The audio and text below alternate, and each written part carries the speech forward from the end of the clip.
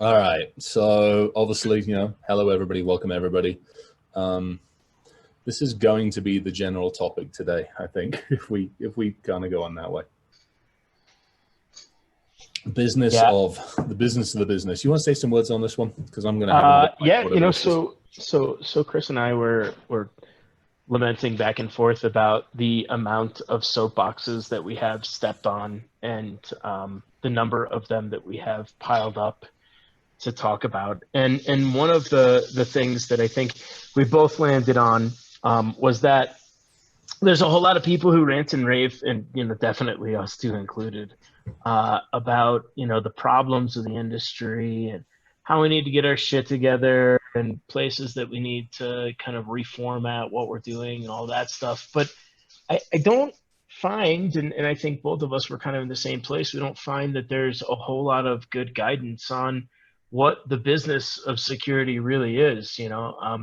We've both taken our lumps publicly and privately, probably much more than other people, which means that I've had a lot of opportunity to fail, which also means that I've learned some of those times. And other times I'm just dumb and I keep failing again.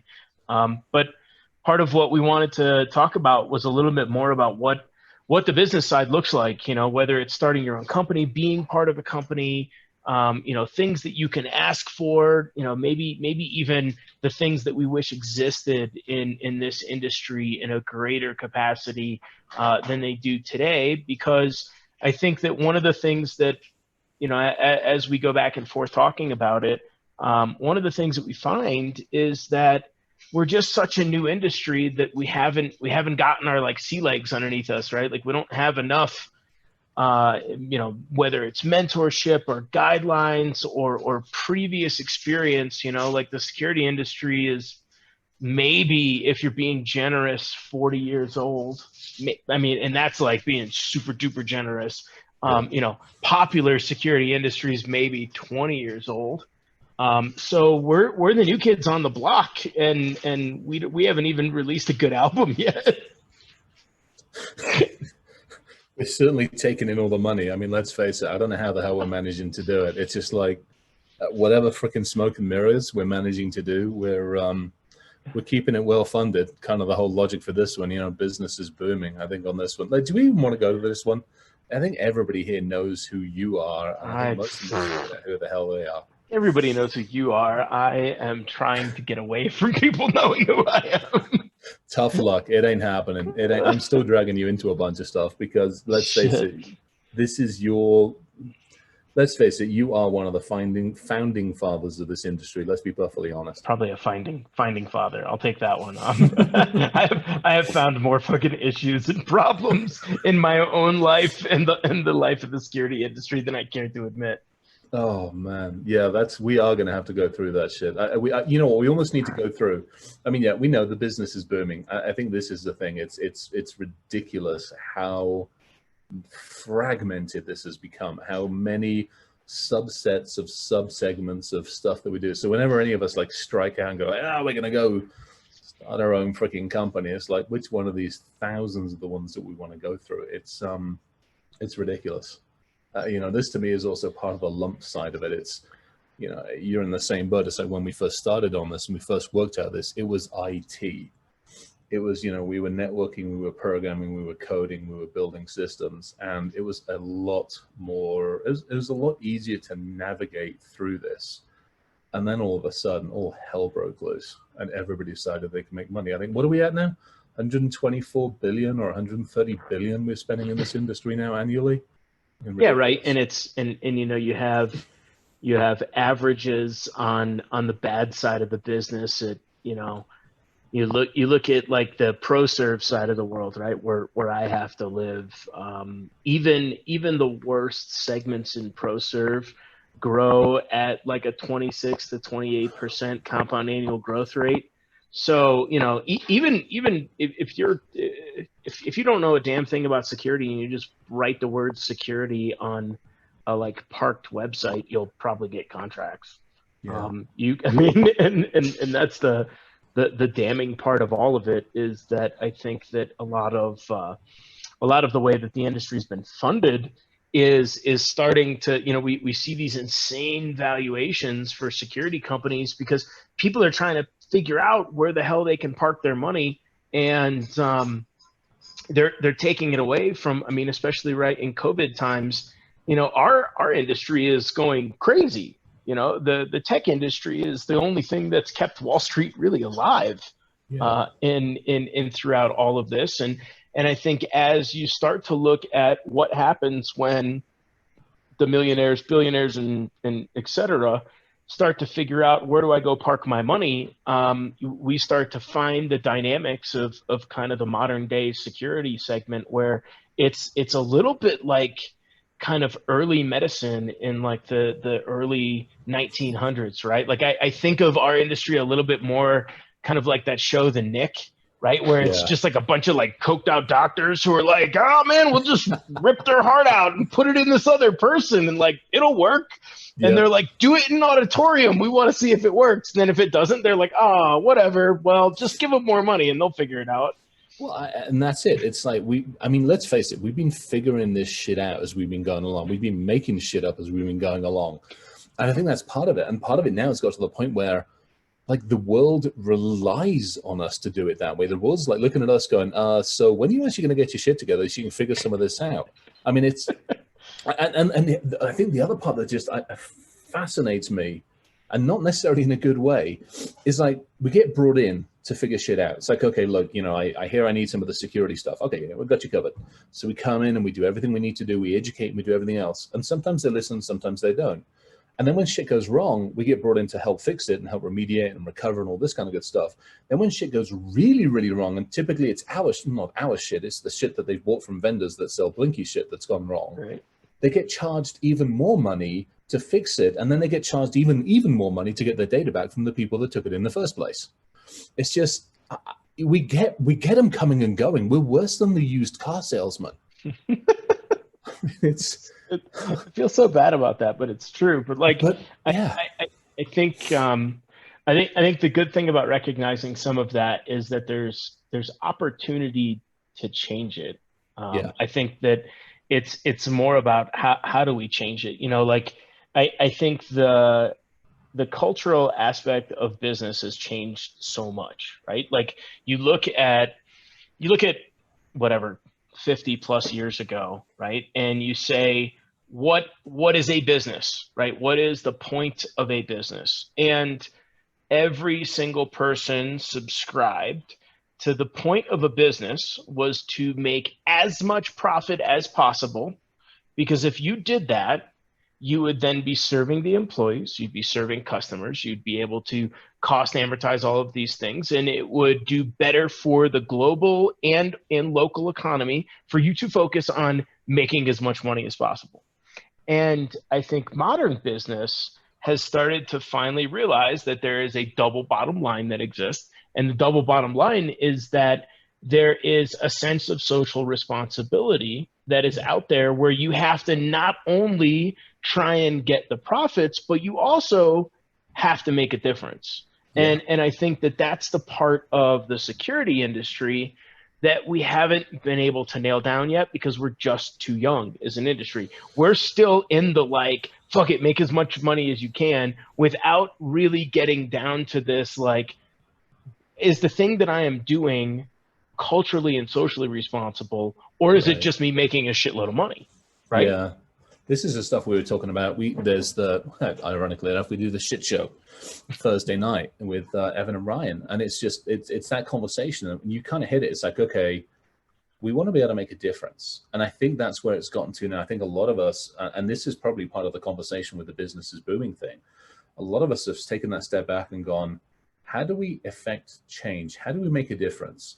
And if it's one at a time or 100 at a time, or whatever else, it's like that. And I think that's maybe, you start looking at a lot of folks in our industry who are maybe inside the organizations going, I can't affect change. That entrepreneurial spirit is like, well, sod it. If I step outside of whatever handcuffs I'm wearing or whatever issues and challenges I have inside the industry, can I step outside? Can I affect change more effectively? Yeah. If I'm independent, if I'm doing my own thing, if I partner up, with you guys? I mean, let's be perfectly honest. I mean, Look at where your focus is. Look at the name of the company, for crying out loud, the protection side of it, the ability to come in, affect change, and help organizations.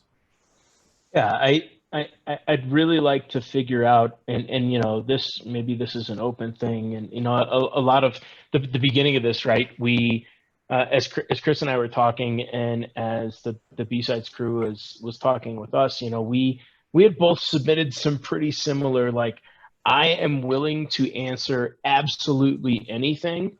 And when I say that, I mean anything about what it is like to have been through some of the shit that we've been through, because I have not been through the absolute weird fuckery that Mr. Chris here has been through. But I've been through my own, and some of that is how difficult it is to start a business. Like my immediate advice to anyone who's like, I want to start my own business, is like, fuck it, don't do it. It sucks. It's terrible. It's a horrible idea. Like, live in the cog in the machine and just enjoy your role. But there's ways to break out of it, and I think that, you know, like, there's lots of things that are like super taboo to ask, and whether it's just like, you know, people not feeling like they can ask those questions because, you know, oh, I have to seem like I know everything, or whether it's just, you know, there isn't enough peering in our community and stuff like that. I feel like there's this like weird root of, you know, we got so far ahead of ourselves and telling everybody else that we knew everything, that by the time it came for us to ask somebody a question, we were like embarrassed to ask the questions, because we were like, fuck, I already told the person I know everything. And like, you're like up against the wall. And so, I mean, I find it super hard, especially in like business times, of like asking people basic shit, like, hey, I've got, you know, 30 employees and I want to make their benefits better. Like, who are you using to get better benefits? And like, well, you can't ask that question. That's going to mean that you don't know how to run your company. We're like, no, I'm trying to hook it up, you know, like, and I think that same thing translates, like, both technically to, you know, like, how do I do the thing? How do I try, you know, protect something? You know, what's the coolest new technology for something I haven't been exposed to? Like, I'm not an awesome, you know, DevOps engineer. I don't know enough shit about that to, you know, hold weight in, you know, in weightlessness. You know, like, I have nothing. And the best I could do is try and lean on all these people in the community that have all this awesome knowledge. But if the availability isn't there for people to ask questions without judgment, I think that's part of the things that we keep getting into, right? Like, somebody asks a question and they feel so self-conscious about it that they can't ask it, and then a whole bunch of people suffer. It might not be one person. Like, if I can't answer or ask that question for my company or me, then how many people down the line suffer because, you know, I didn't have the guts to do it, or I was so self-conscious that I couldn't do it.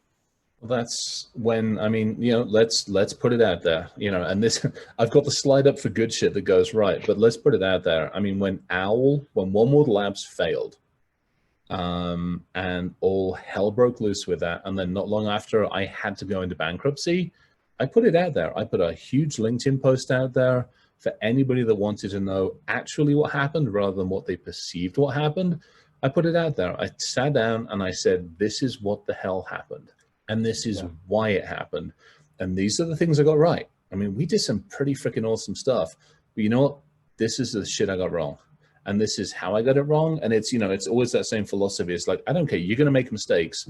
Don't make the same mistakes I did. Make new and interesting ones. And to me, that was, you know, I'm doing it again. I mean, I'm like the accidental one with Hillbilly Hit Squad now. It's like, okay, I started back up again. All of a sudden, I'm like, I'm sitting looking around. I've got somebody looking after me and the company. I've got somebody doing this. I'm like, how the hell did this happen again?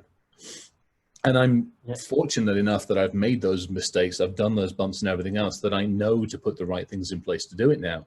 But you're right. If I didn't, I'd be casting. You and I mean, we sat down when I left to Calvio.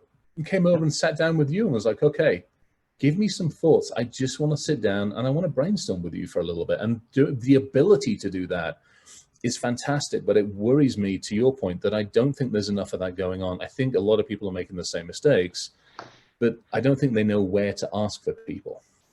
Yeah, and you know, like, Look, I will openly admit that I'm usually not the smartest person on the lowest level of the room, more or less the higher level of the room. Like I'm in the like my percentile scores, like I'm in like the tens.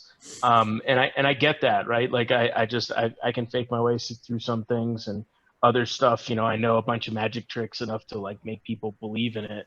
But at the end of the day, I think that there's a lot of excuses that exist out there, and I know that this is so politically not cool to say, but whatever. Right. Like there's so many reasons that people say, "Oh, I'm not given this opportunity because of X," right? Yeah. Like oh, and whether you want to blame that on your race, religion, color, creed, sexual orientation, all of this other stuff, right? Like there is a certain portion of that that is absolutely true, right? Where there are people in this world who cannot see past those things.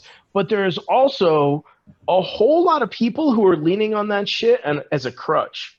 Like they're literally leaning on it as a crutch and they're stopping themselves from progressing. And I'm fine with going out and fucking torching the people that aren't able to see past it. But at the same time, yin and yang, we have to realize that there are also a full sect of people out there that are just not exploring their full potential because they're so much of a victim of their own circumstance that they don't give themselves permission to succeed. And I Yeah. think that just like, I mean, and literally I'm sitting here thinking that, right, looking at the Discord channel, that like there's gatekeeping. Fuck yeah, there's gatekeeping.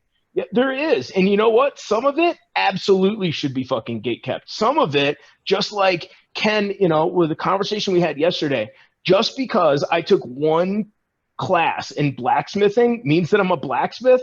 Fuck no, you can't do shit as a blacksmith. The Right. best you know how to do is light metal and probably light your whole fucking house on fire and destroy everything that you're going to do. So are there things that need to be kept in order to create experience for people to have a level of survivability? 100% yes. Does that have anything to do with who you fuck or who you pray to? No, it doesn't.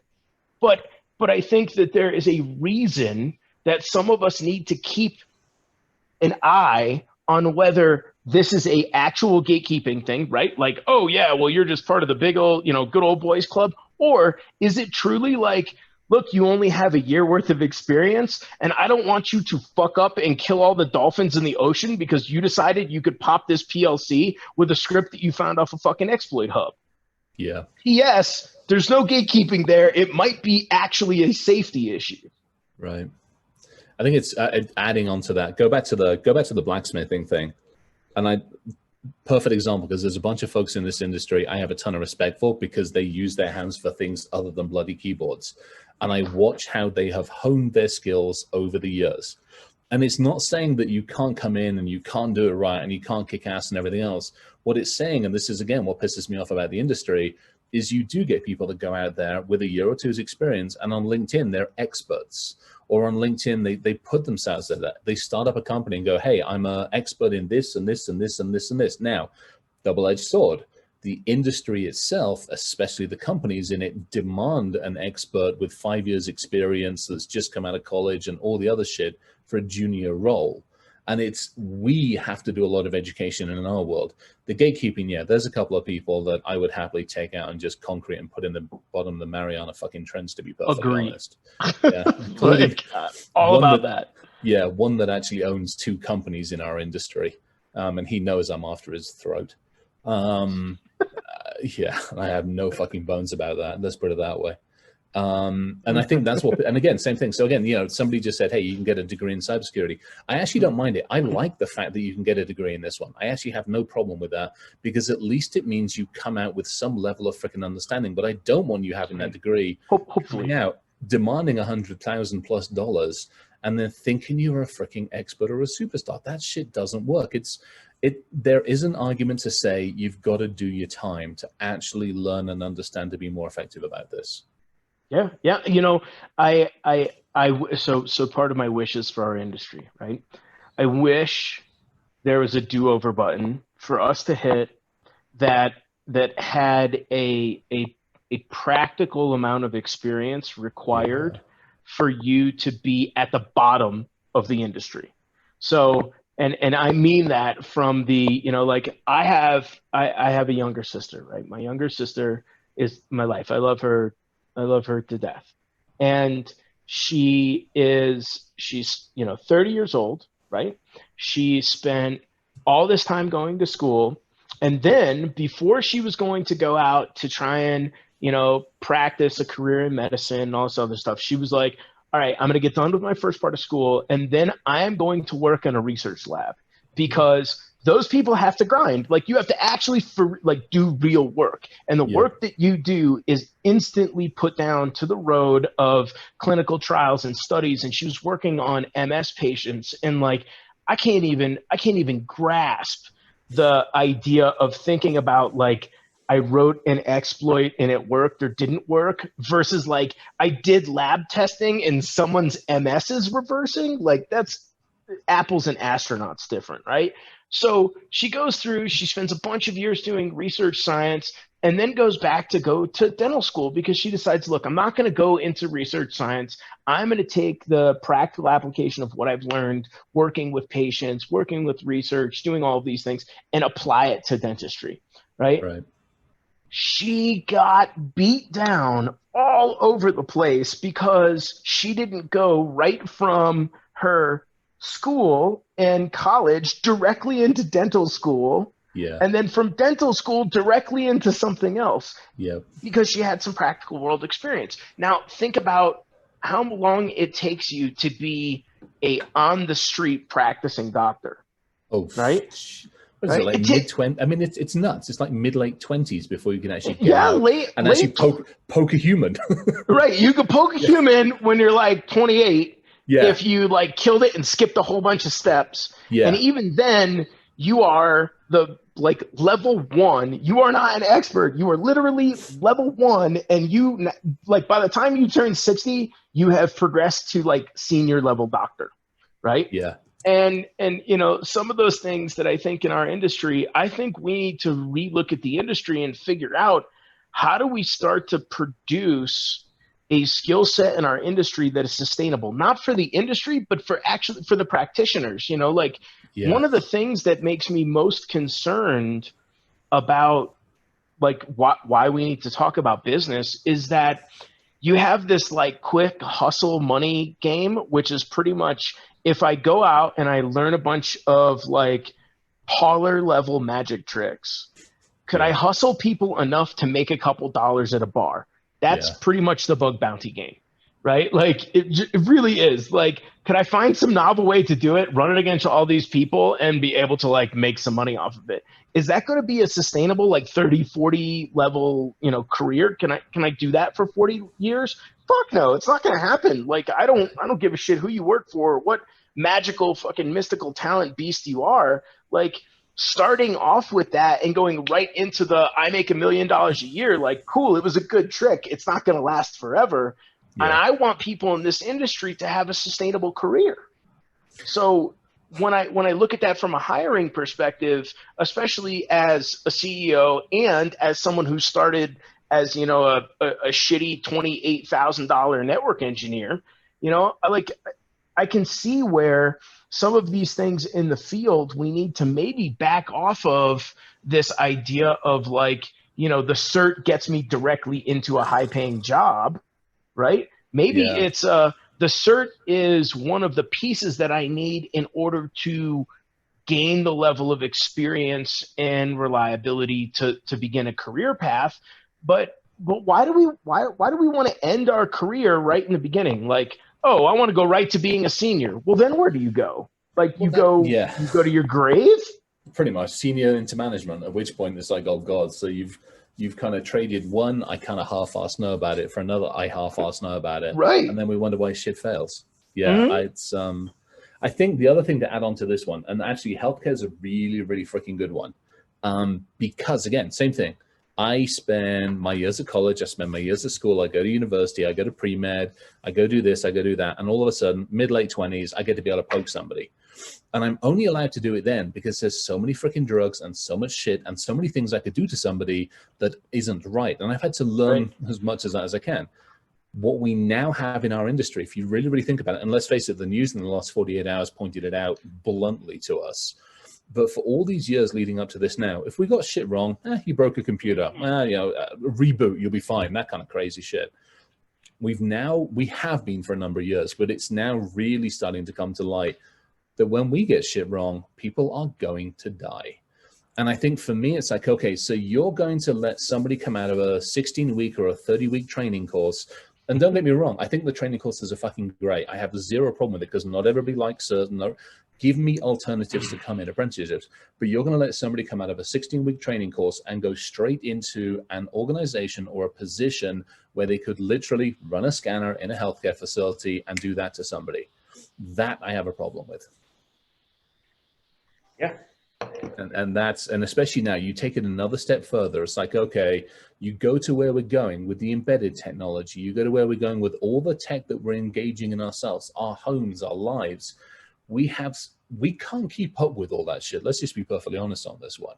So now we're introducing more people with less time and less skills. And by the way, some of them are like, I'm going to go do this. I'm going to go start my own company.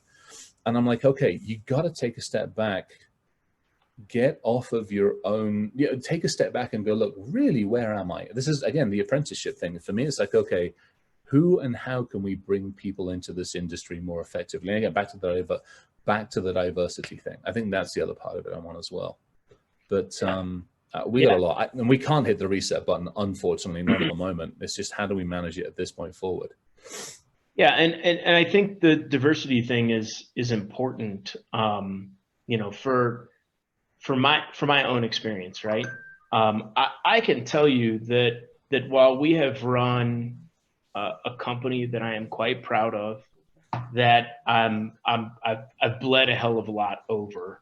Mm-hmm. The real revolution, and I can say it as openly and honestly as possible. The real revolution in our business, of where we changed from just being what I would call a lifestyle business, to truly expanding and formalizing what we do and how we do it, and plans, not just going, all right, we're going to hit these numbers, we're going to hit this level of EBITDA. By hitting this level of EBITDA, I'm going to be able to invest in this and do this, right? Like, that's basic business shit. The real revolution for us in growth and expansion and all of those things probably didn't even come till the last maybe 4 years, 5 years out of 12 and 12, 13 years of business. And I can tell you, largely it was kicked off by us looking at the business, moving from the idea of, all right, we can do all of the things, right? Like, oh yeah, sure, I can do everything from accounting to running QuickBooks to running sales calls to doing engineering work and all of this shit. To really starting to go, all right, I need to be able to rely on the people that are often behind the scenes, and then understanding that they're truly the foundation of the business. That the stuff that we were doing was almost like the end of the process, not the beginning of the process. It was literally the end.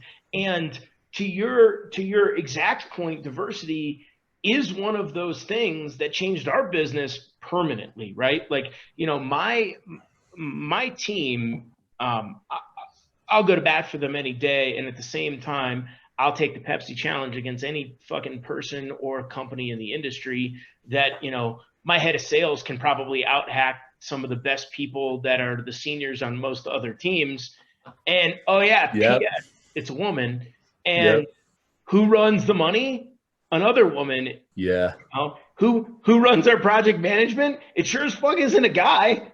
Because I know how disorganized most men are, Like, same thing. Jen looks after me. Right. I could not function. And when she came in, I'm like, I can't function. And she just looked at me. I'm like, I'm really good with a keyboard. Obvious. Exactly. I'm like, I can't do this. There's not enough hours in the day to make things work. And I mean, again, this goes back to the business thing. It's like, okay, you have to do all of your work in less time than you had before. And by the way, you still have to go out there and hunt and kill. Right. Good. Oh, and by the way, you still got to live. You still got to live. You still got to pay bills. You still got to pay everybody else. And you balance the accountants. You got to balance the books. You got to do. Right. This shit doesn't. Fuck it. This doesn't work. Jen came in. She's like, I got you covered. She's organizing conferences for me at the moment. It's scary as hell. I'd forgotten how much stuff I've actually committed to. She's looking at me like, why are they not paying for this? She's like, this is a revenue stream. I'm like, I'm sorry. I don't know anything about that. I'm just going to the stupid conference. It's all good. She's got a better business head than I have, and she's freaking amazing. And it's, again, what I love about it, it's an entirely different set of thoughts. And it also takes us, I think that's the other part of it as well. It takes us realizing that we can't do it all. And I think that's something a lot of us are. I know I wasn't good at that for a while. I'm still not good in some areas. It's like Jake. I got Jake running with me now. He's doing a bunch of the assessment stuff. I have now got to a comfort level with him where I can just hand it off. And what I get back to look at from a report maybe takes me half an hour. And I'm like, yes. Rather than 3 hours of rewriting and rewording and shit like that. He's got his shit together. He's articulate. And it's finding the right people. It's training the right people. It's helping them understand why we do it the way we do it, why to do it the right way, rather than just throwing shit over the fence and hoping some of it sticks. Yeah, well, I mean, look, in the same spirit of diversity, I think, the right way, air quotes, is something that is subject to perception, and without having people on the team that can have not only a level of humility, but remove some of their hubris and be able to accept somebody else's opinion, regardless of how rough it may be, that creates the right way for many different situations. Because whether you're a certain orientation or you have a certain belief system or you're a certain gender or whatever else, by mixing those things together, you get more right ways, right? Like you can pick and choose from the people on the team who have a relation to that business or to that customer or to that person. And you can say, look, I might be the person who's on the call right now, but in order for this to land correctly, like I need to understand where these different aspects come from. So I think the more that you can diversify the team, the more that you have the ability to get multiple people's levels of input, the better off you are. I caveat that though with there's a certain amount of diversity that happens because it was required, and that diversity requirement is something where I feel like people don't absorb it as well, right? Like I am a person who I want to learn about all these people's, crazy stuff that doesn't make any sense to me. Like, okay, cool. You believe in, wild couch spirits. Like, awesome. Tell me more about that. Like, eventually I will be able to learn more about it. So if I meet somebody else who's down with, the crazy couch gods, like, I'm like, cool. I've heard about that before. That sounds neat. But I think that, sometimes, which is also probably not politically correct or cool to say, that the, required diversity pieces, they like phone it in, right? Like they're like, oh, well, I just ticked the box and I hired this many people of this color and gender and race and style and all of this stuff. And they don't get the benefit of actually having that diverse culture because they're so busy. It's like the fucking difference between compliance and security. I knew that was going to come up. Right? I'm like, yes. It's the same thing. Yeah, like you're either doing it because you want it or you're doing it because you have to. But fucking, I'd rather people do it because they want it. Right. And so this to me this is to the heart of some of the reasons why I think building your own company is a good thing. The good shit. You get to have those choices. You get to make them yourself. I do it. I love hanging out. I hang out. There's a podcast every Wednesday afternoon that's called Bridges in Tech. And it's freaking brilliant. I just love it because there's so much diversity. I'm kidnapping people from there to go, hey, do you want to go work over here? Can I put you, can I borrow you for some of this? I freaking love it. It's like a talent pool that I can be like, hey, this is amazing from this one. Yet people sit and go, well, I don't know how and I don't know where. To me, it's like, okay, what I do love about doing the company thing is the ability to effect change personally, rather than fighting against a system that, to your point, is just like, we got the token black person, yes, they're sitting in the office over there. We don't really know what to do with them, but we've got the token. But we found a lesbian, here. and they're over there in that office. Like, get the fuck out of here, you know? It's stupid. Yeah. You know, I was sitting looking through the not asking us questions, but still like listening. Everybody's doing it. I'm actually gonna hit that. I'm hitting the next one. So we're gonna this is my day sometimes. Fuck. Yeah. I'm gonna end the good with, on that piece of diversity and institutionalizing knowledge and being able to have certain levels of freedom. Yes. That freedom is a double-edged sword. Oh, right? Yeah. I am positive Mr. Roberts could tell you about what it looks like when you think you are free because you are the owner of a company, but in turn, you are not really free because there is a community of people out there who truly want to do nothing but light you on fire because they don't feel like they're free. Right. Well, there's that. Okay, so let's hit that one in a second, because to me that can get that actually goes to our Oregon Trail one. That's Oregon Trail. That's Oregon Trail time. Here's what I love about this one. So you work inside an organization. You work for the man or the woman. Take your pick on this one. You work for the organization. You have one boss. Maybe you have a dotted line to somewhere else. It's like, oh, I got two bosses. That sucks. Okay, you don't know how lucky you are. I'm looking at the stuff I'm doing. I think I'm an advisor for, I think it's like 12 or 14 companies at the moment. And I'm also doing a bunch of other stuff. I have, and you're in the same boat, I have 14 to 16 bosses at any one point in time. And that doesn't count the bosses at home, kids, dogs, and all of the other totally relevant all the way bosses. The dog being the one, so again, typical bloody thing. The dog, number one, he'll come and wander over every now and again, see what I'm up to and stick his head in the conference, which I love, but other people do too. But at 4 o'clock in the morning, when you're actually trying to break shit or do something, he's like, so we're awake, can we go play? And there is no, when a 195-pound Great Dane decides that they want to play, you're not going to be able to say no. Yeah. Yeah. The same goes when they have to shit.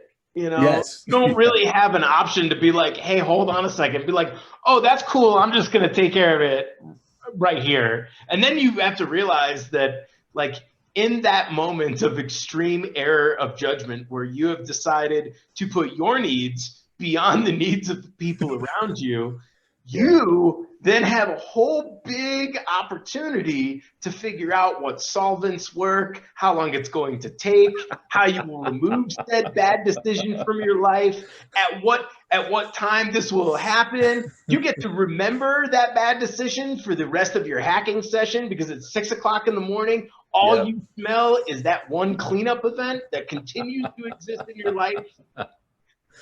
Oh, we this past year, and this is almost exactly the reason for this. So this past year, beginning of the year, we totally redid the landscaping in the back of the garden. We took out all the grass and we put in basically AstroTurf, and we put in the good stuff, the high quality stuff that looks like Colorado grass, all that other shit. And the reason we did that is because, again, at 3 o'clock in the morning in the middle of the winter, when you're down here typing, one of the big dogs comes in and they've been outside in the snow or the mud, and they've traipsed in through the kitchen, in through the house, all the way through the great room and downstairs, down the stairs. They come up to you. They got a nice muddy nose because they dug, because it's cool. And then you're like, huh. Hey guys, I hate to interrupt, but we have several questions, or several people have asked a question about something that Mr. Nickerson said earlier. Go for it. And it had to do with the impression that you gave that sexism and racism were being used as crutches and victimhood. Yeah. Can you clarify that, please? I absolutely will. There are a large number of opinions that exist in the industry, and this is in every single industry. Now, when you say stereotype, the reason that the word stereotype exists is because that means it's the majority. Doesn't mean that it's every single person, right? So this same thing exists in our industry, where we have a large number of people who have truly gone through the experience, who have truly said, you can't climb the ladder because you are X, because you're this gender, this race, this religion, this sexual orientation, all of that stuff, right? I said very clearly before, that happens. But there is also a sect of people who are using that as a crutch, and we have to be able to distinct between the two, right? There is a very poignant problem that we need to address. I feel that we have been trying to correct that over time, and we've been accelerating that correction. But we cannot ignore the people that are giving the ones who have actually gone through bad shit a bad name by just co-opting their experience. And I'm more than happy to continue that kind of dichotomic discussion on both sides. But there is a huge difference between somebody who has not been afforded the opportunity and somebody who has been afforded the opportunity and has used it as a crutch and said, oh, well, I'm not getting to, in the context of that comment was, I'm not getting the $100,000 job a year because I'm this sexual orientation, or because I'm this gender, or because I believe in this, space boogeyman in the sky versus in the ground versus in my soul versus in the, ethos. And at the same time, said person only has 16 weeks of experience from a certain academy that gave them a paper tiger cert.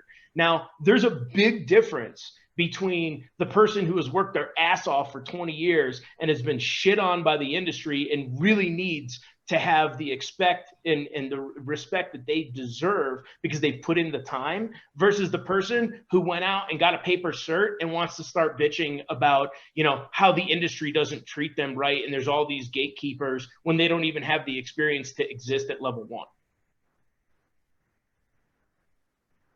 There's no responses from the crowd, which is great. I think, I'm actually going to, oh, hey, do you mind if I add a little bit onto this? Please. No, go ahead. I was just going to ask Mr. Nickerson, what percentage of people do you think are on either side of that? I don't have a stat, right? I know, but I think that the realization that has to exist is that there are two sides. There is no one-sided coin. And we have to be able to evaluate based on experience, based on what people can and can't contribute, and be able to recognize where their value is. And also back to the whole blacksmithing thing, be able to say, look, you might not be really, really good at making knives, but you could be really, really good at making something else with this same material. And so I think on us, it's not just an issue of blanketly saying, oh, well, no one gets an opportunity because of XYZ. I think that we have to be able to go back into that and be able to objectively look at it and be able to kind of be the third party that all of us wish that we could be in the world, and say, is this truly a problem of opportunity, and recognize how we have to give people more opportunity and be able to do that in a more effective way? Or is this a problem of evaluation where we now have to guide this person to say, look, I get that you might feel that this is the reason that you're being held down, but the raw fact is you only took 1 day worth of blacksmithing and you need 15 years in order to be considered a master blacksmith. Now, whether you want to be able to accept that or not, it is what it is. And I think that that's my distinction between those two. There are people on both sides. There are people that have been absolutely shit on throughout their career. You know what? I can give every piece of like what privileges I've had and whatever else.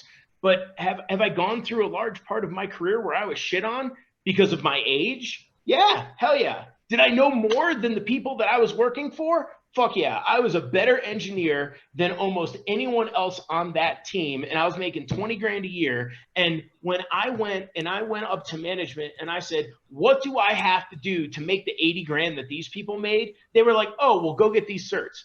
I literally went out and got an MCSE, I got a CCNA and a CCDA in 3 weeks.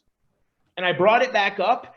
And then the fucking head of the department ducked me, continued to duck me until my boss, who was Sherwood Archibald is probably one of the most influential men in my life, with the exception of my stepdad, who I call my dad, Larry O'Brien. He is one of those influential men in my entire life as a 50-something-year-old at the time Black MP who worked and was a 30-year vet, came up to me and said, "You will not get anywhere in this company. You have to leave."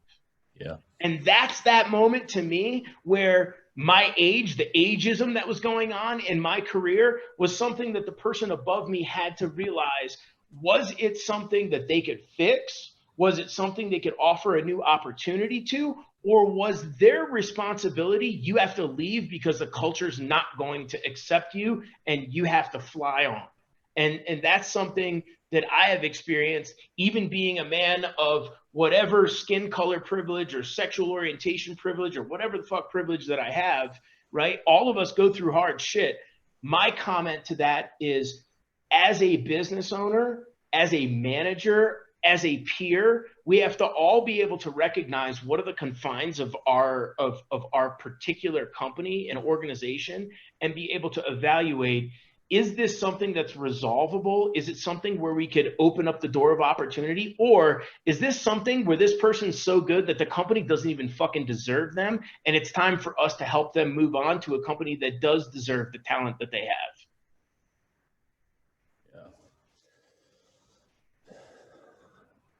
have? Chris goes, "No, I'm not. I'm actually thinking back to some of the shit I went through years ago on that one.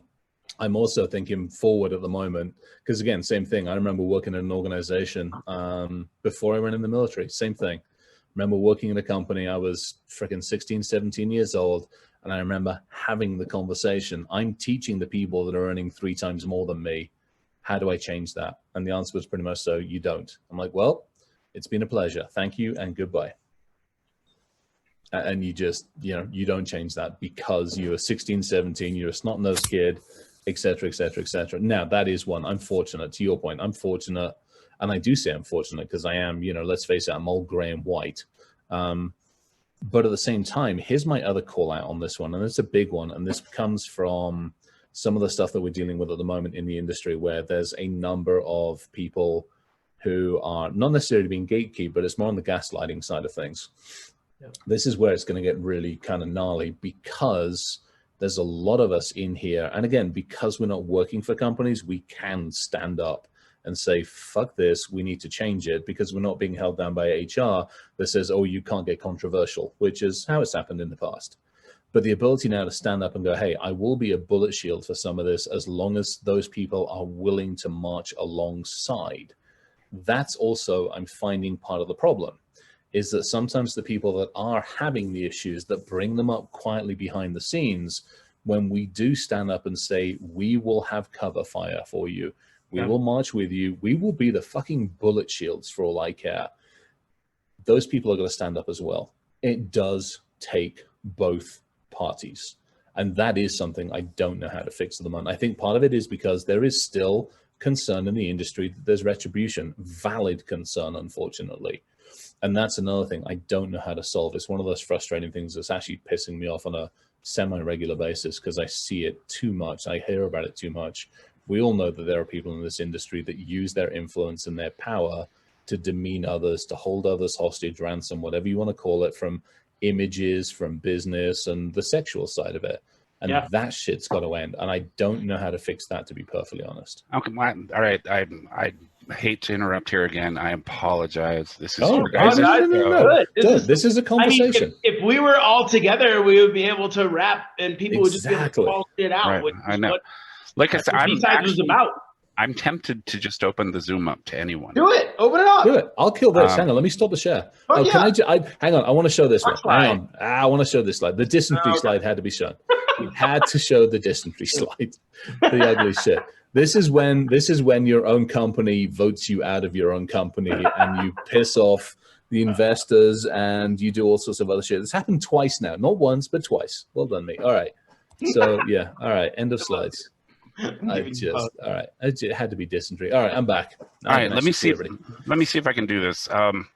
So, what I was asking when I asked that we said that we should throw the Zoom open regarding the gatekeeping and the sexism and the harassment that goes on, is that a matter of people being unpleasant, or is it a matter of people being unself-aware?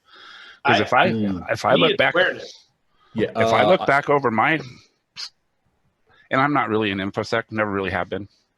I'm just a pretty decent sysadmin. Pretty decent. Fuck you. Yeah, I was going to say, you're an infosec. Suck it up. What, blue tea? I don't even know.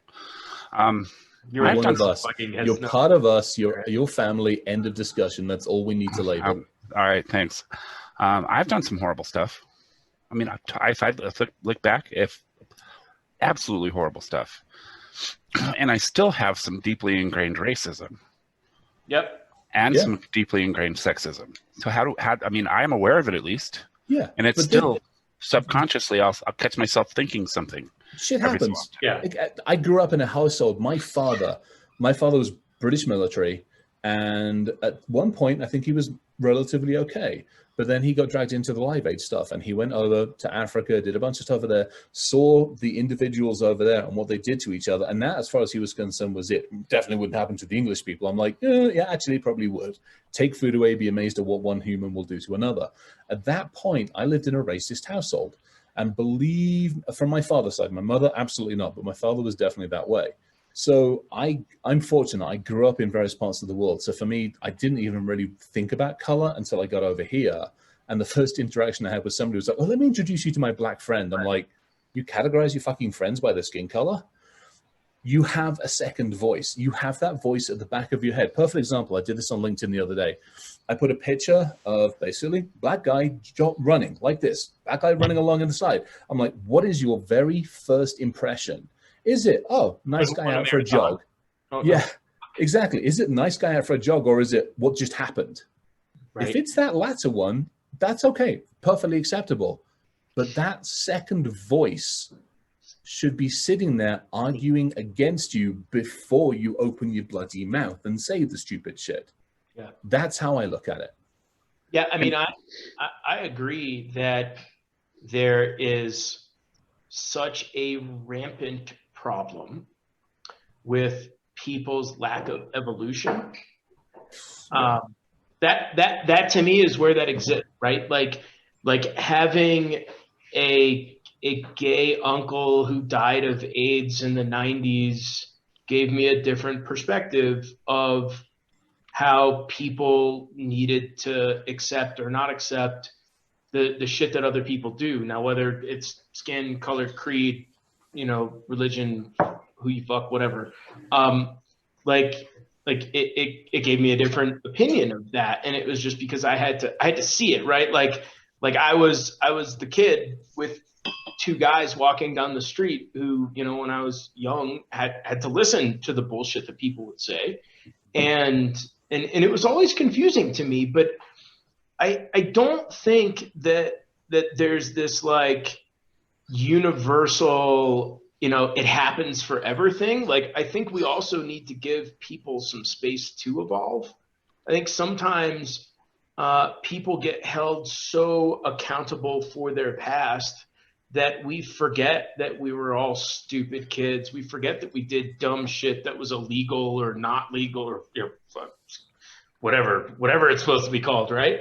And I think that goes with our evolution of language over time. I think it goes with our evolution of self, our evolution of awareness, our evolution of other people. Like, I went to furry cons because I thought it was fun, because like those people were mad cool. Like, it was like they did neat shit. They made like really awesome costumes. And then like I started to hear about the other people who were slamming them because they were like, oh, it's just a conference that you go to and you dress up in like mascot uniforms and like had sex with a bunch of people. And I was like, how come I missed that party? Because like I was like looking at all the cool art and like all the other things.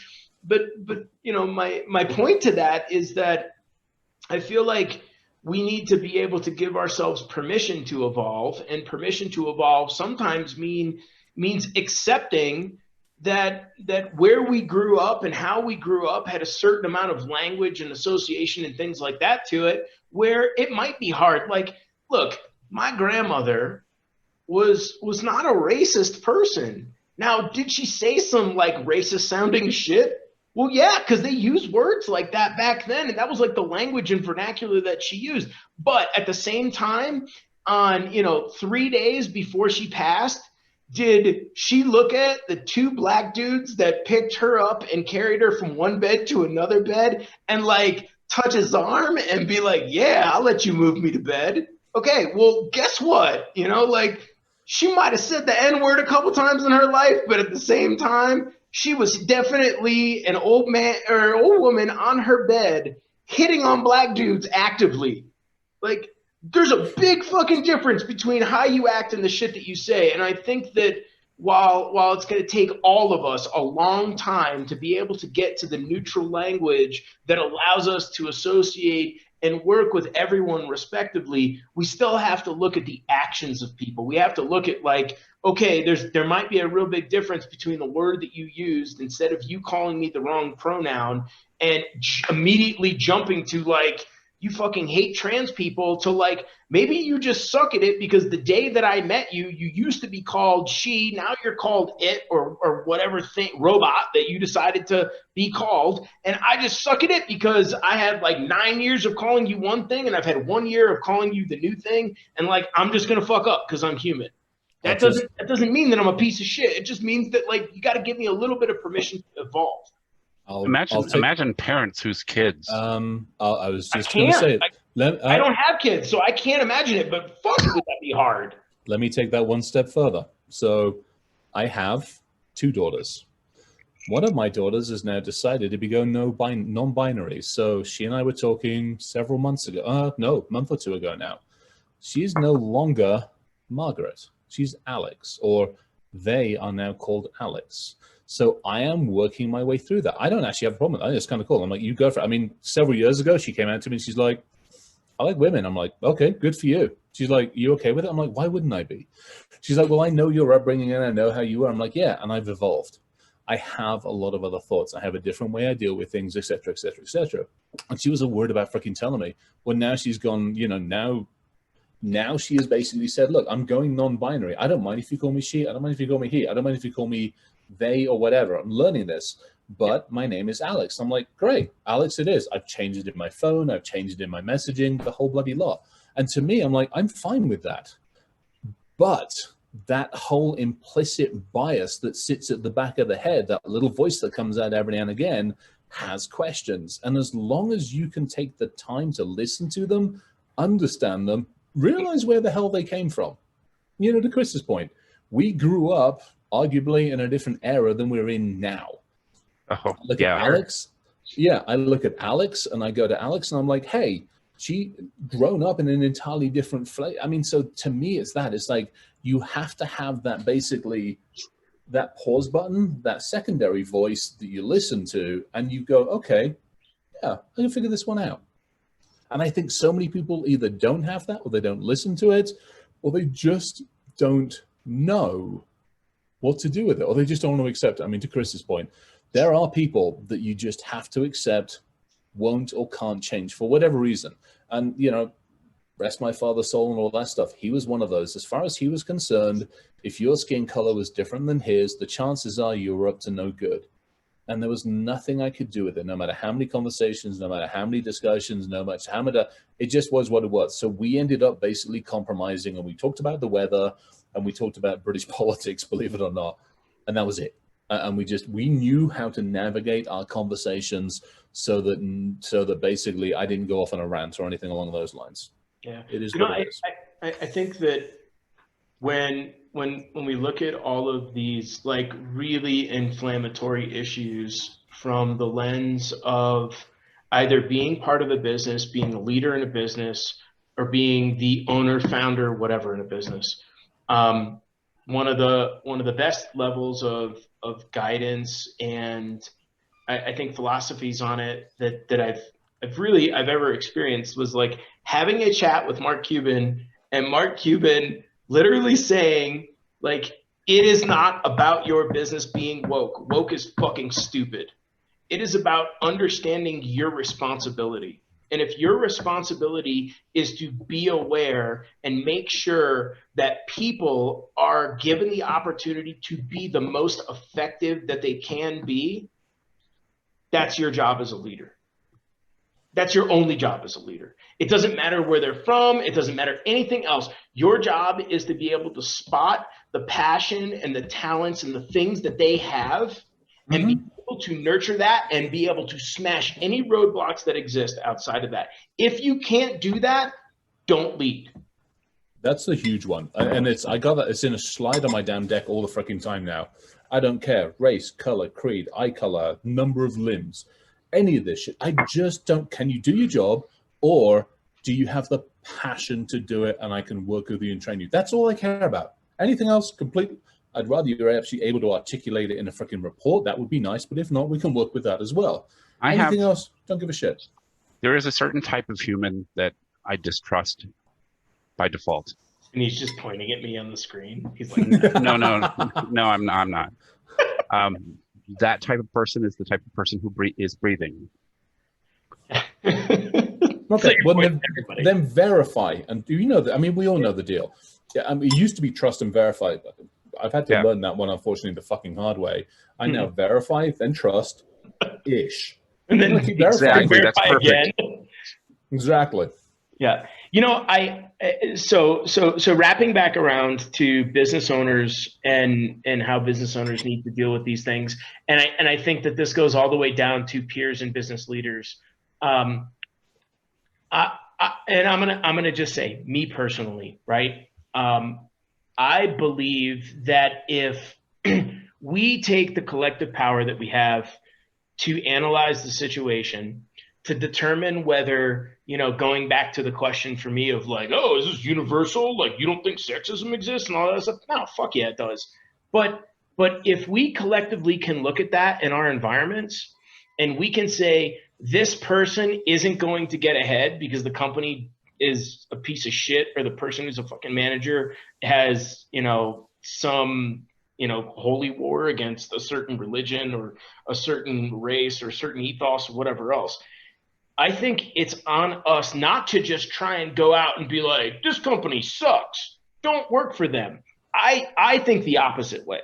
I think we should completely rob that company of their talent. And that means when we're sitting on the inside and we see that somebody else is getting held back, we're like, look, this person's a fucking badass. You don't deserve them. So one, I'm going to help them get a better job. Two, you're going to now lose that talent and this company's not going to do as well. So if you want to be altruistic and you want to hang yourself out there, go get the person who is being held back a better job and ignore how that person was going to make your life better. That will change companies. Going out and being like, oh, I'm going to write an article about how everybody was bad inside of this company. Fuck it. You're going to have two people bitching and moaning online about the same topic and nothing's going to happen to that company. But if you take that all-star talent that is being held back for whatever reason and you help them get into a place where they can bloom and they can shine, the company that they got removed from is not going to be able to receive the gifts of their talents, and the company that they go to is going to shine and accelerate. That's how you actually can change it. So, I got a couple of companies we need to start poaching from. And actually, I already did it. Jake actually worked at one of the organizations when I'm like, come on, hang out. And he's, we're having fun. Oh, come over. Yeah, exactly. Like I don't care what you're into. That's actually a really good way of doing it. You can be into weird shit. You can be into shit I don't understand. As long as you can do your job and you can innovate and you can be passionate, that's all I want to see. Like, and once you remove people from a place that's holding them down, their passion gets to bloom, and that's the most beautiful thing in the world. Oh, it's so and awesome if you want to twist the knife in deeper, after you poach them, let the shareholders know that the company was holding back their talent, and you poach them, and the company is not doing what's in your best interest. We're running into that one now. Yeah, well, so We hit this one now. There's one particular individual in our industry who runs 2 companies, and we know some of the individuals on the shareholder board and a few other things, and there has been direct. And the other thing actually that's useful is when, and I've done this, we're doing this a number of times with some of the individuals, when you see them actually appearing at conferences or when they're meant to be doing stuff, especially the grooming shed, you get hold of the conference organizer and say, hey, have you actually done any research into this individual? You might want to ask A, B, and C, and just go, hey, I'm going to block and fucking tackle your ability to get out there and communicate. I'm going to do what I can to basically start to pin you in so you don't have the ability to ruin more people.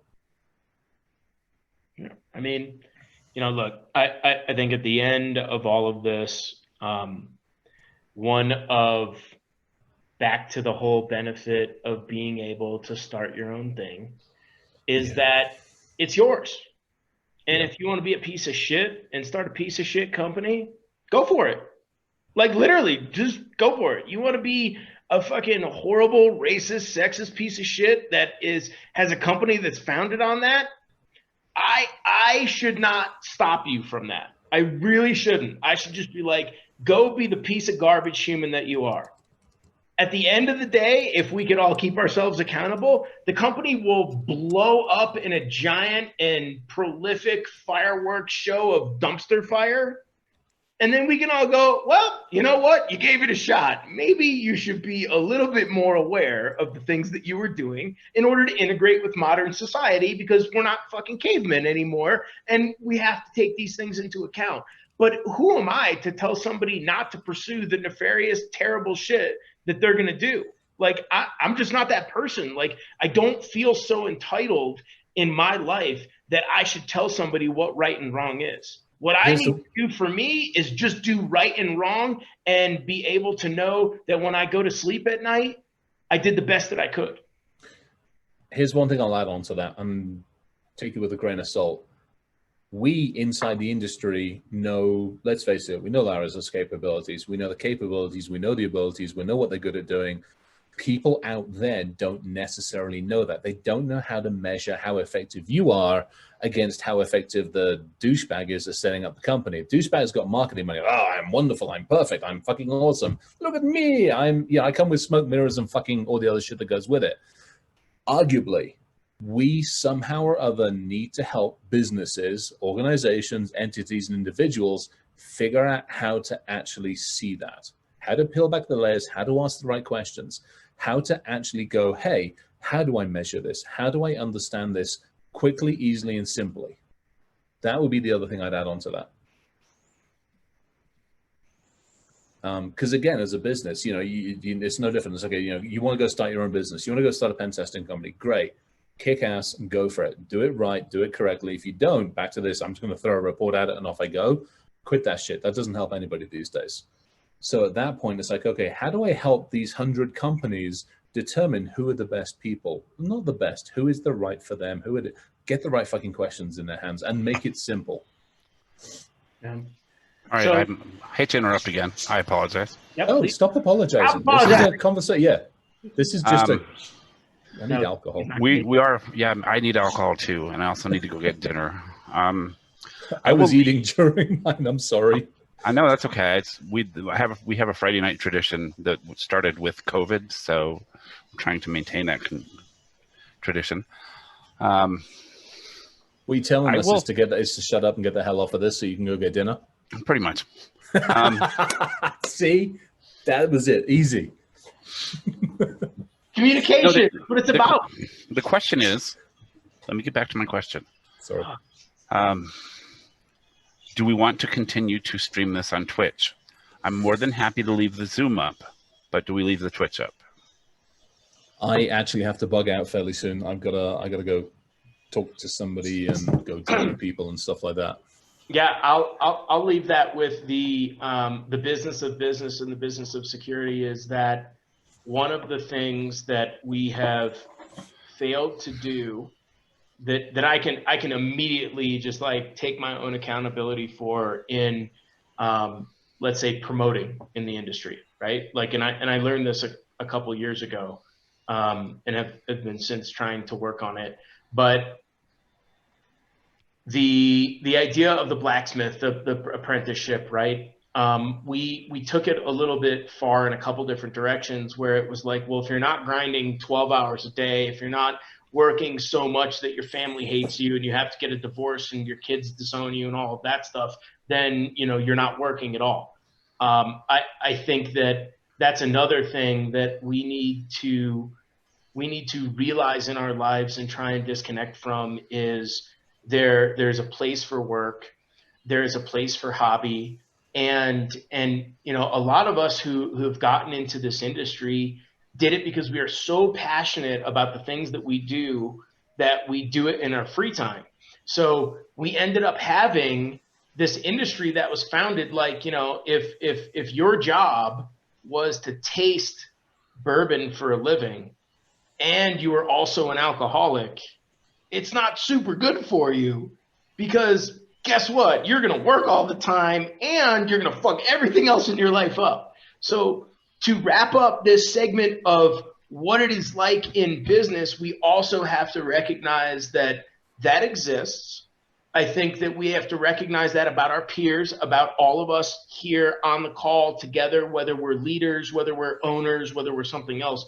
We have to set those guideline points so that when somebody says, it's my tradition to be able to spend this time with our family, our first answer isn't like, fuck you, work harder. Our first answer is, hell yeah, I need to probably integrate that into my life because I know I'm not spending enough time doing these other things outside of my passionate piece of work. So I am all about that. And I think that it's one more of those things inside of the business of security that we need to think about. Of sometimes it's not just working more hours or more days. Sometimes it's being, let's say, woke enough to realize that the people that are working need to shut it the fuck down.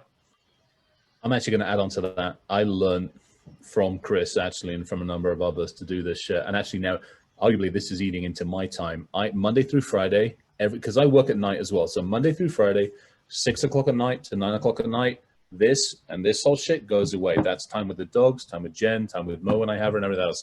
And Saturday, you won't be able to get hold of me. I don't carry the phone with me, and I don't deal with email or any of that shit. I just won't do it. Now, Saturday night, when the entire house has gone to sleep, I'll jump back on again and kind of do stuff. But yeah, Monday through Friday, 6 to 9, get the hell out of here. I'm not going to deal with you. And you take some of the credit for that one, big time. Oh my God. I'm assuming I'm pointing at you on your screen as well. Let's just put it that way. Yeah. Yeah, I was wondering which Chris too, because. Oh, dear. Oh, that's right. I'm TC. Nobody calls me Chris. Three Chris. Multi-personality. Yeah. Yes. All right. Well, All right.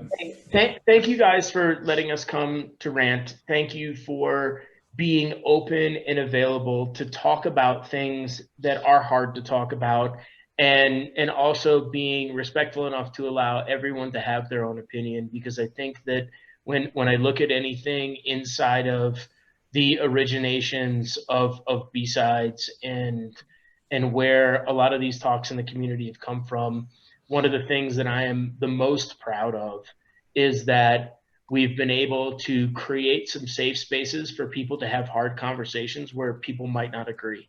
And I think that the more and more that we can incorporate that into our daily lives and our business lives, the more that the ethos of this community of being able to talk about the hard problems, but talk about them in a safe space is something that benefits the entirety of the world. So I just really, really appreciate that y'all let us come talk about these things and aren't just judging and aren't putting it on blast, but are really just, here to work together to make something that's different, to make something that's available, that has permission, that has hopes, that has, an infinite level of possibility. And so I really, really appreciate still being allowed to be in a community that's like that. When I decide to throw you guys out, I'll let you know. Probably won't happen for a while though. I mean, I'm just going to hit the leave button so that I can support your family time. Yeah, no, I'm actually gonna bug out as well, because I can hear the dogs upstairs, and if they don't get fed, they will start to eat the sofa.